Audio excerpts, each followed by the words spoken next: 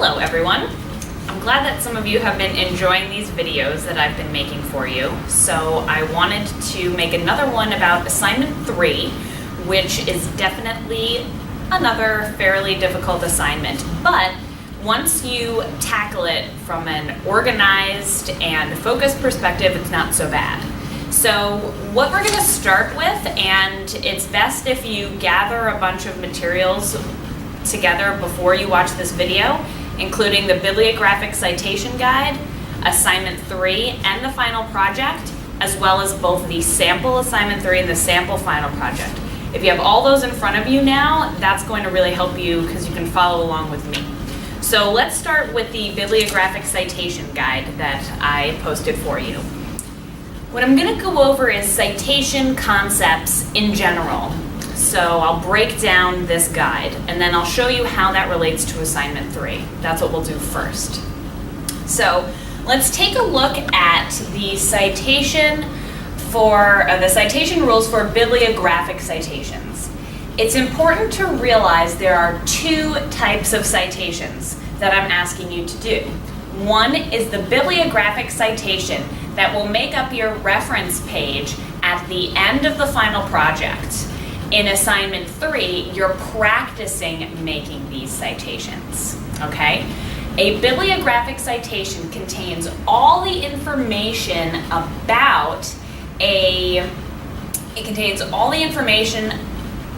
how to find a piece of information, okay? So if I read your paper and I love all the information you include in it, I go to your bibliographic citations, I see all the information about those sources, and then I follow the information to get it myself and read your source. So that's their primary purpose, aside from showing me that you haven't plagiarized.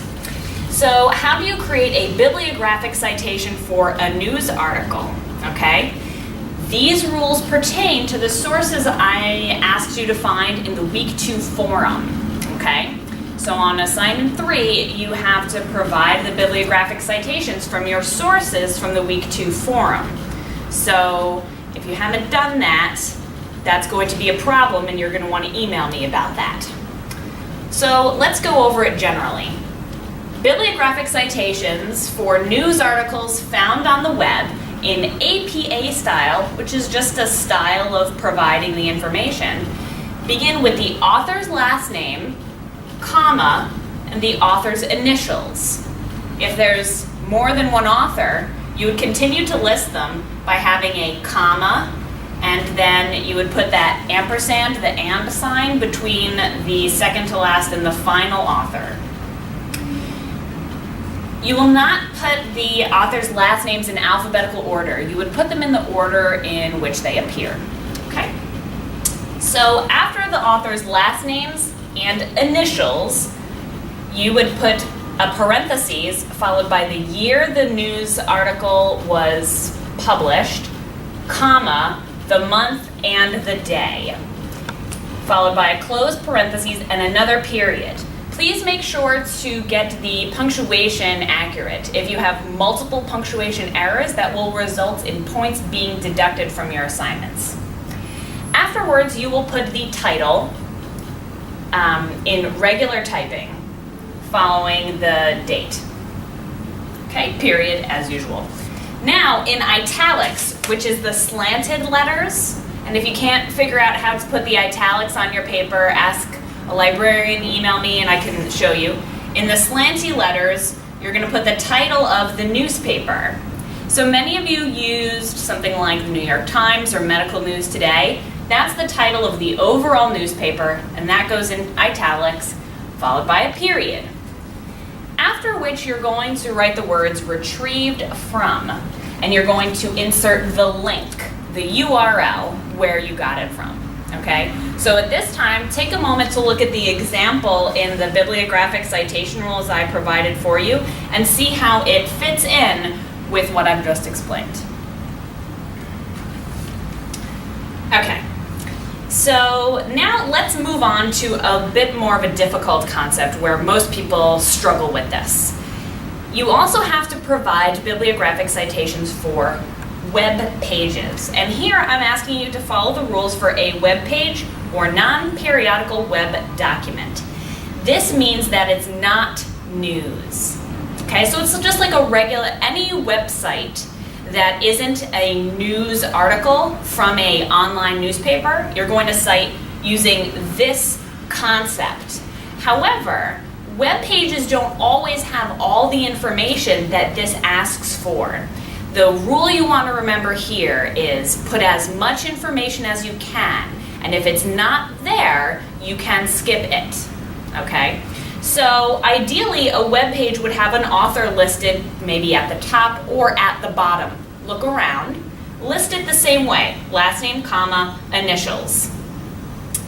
There should be a date somewhere on the website. If you don't have a specific date, you should at least have a year. You would put that in parentheses, followed by a period.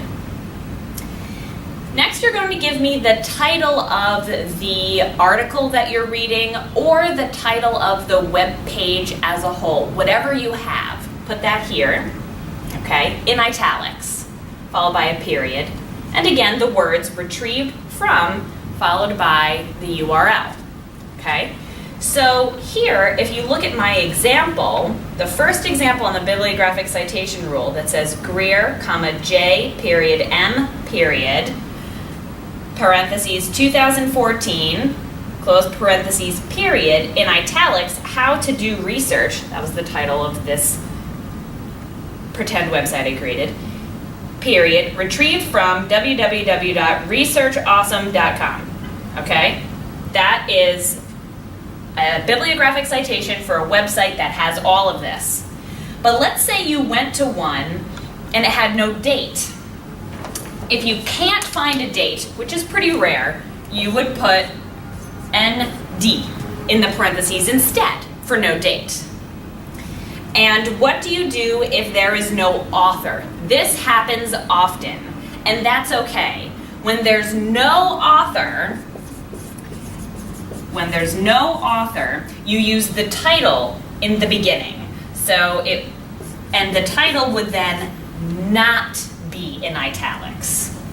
Go title, date, and then you would do retrieved from, and then the URL, okay? So this looks a little short, but that's okay. You give me everything that you can, all right? And it's really important to be accurate with your URLs. If you're struggling with that, again, email me.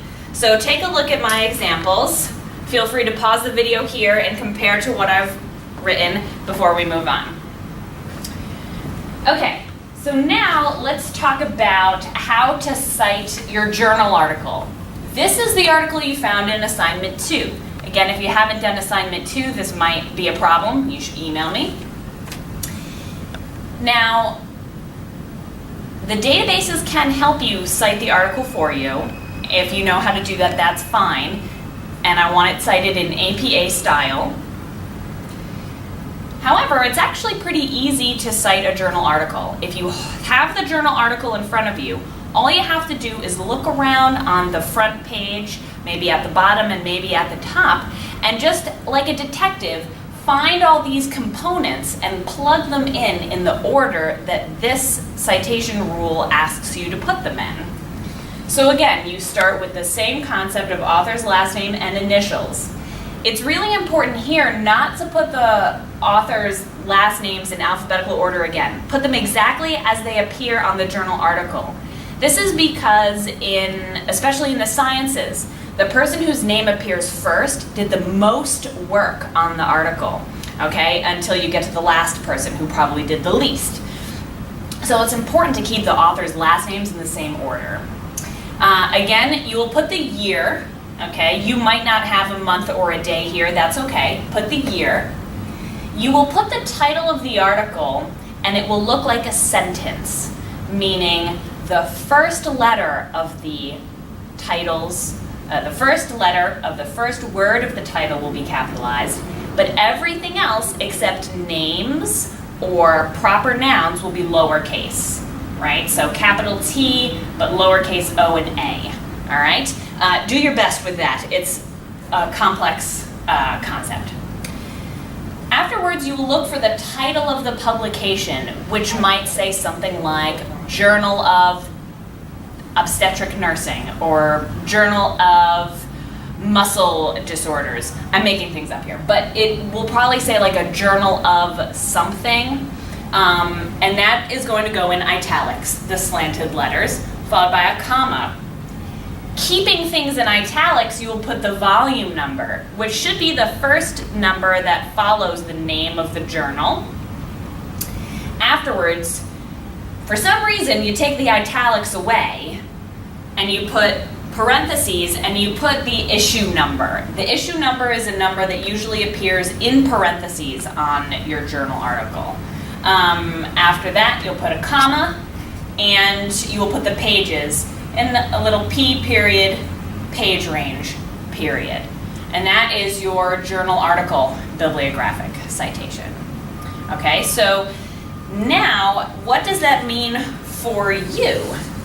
This is important because for part 1 of assignment 3, you have to give me bibliographic citations for the sources you used from your week 2 forum and your assignment number 2. So what you need to do now is take a look at my example assignment 3 and review how I put the citations into the assignment and compare them to what I've talked about and the bibliographic citation guide. Okay, so that is all we need to discuss about bibliographic citations. I'll stop this video now and make a new one about in-text citations.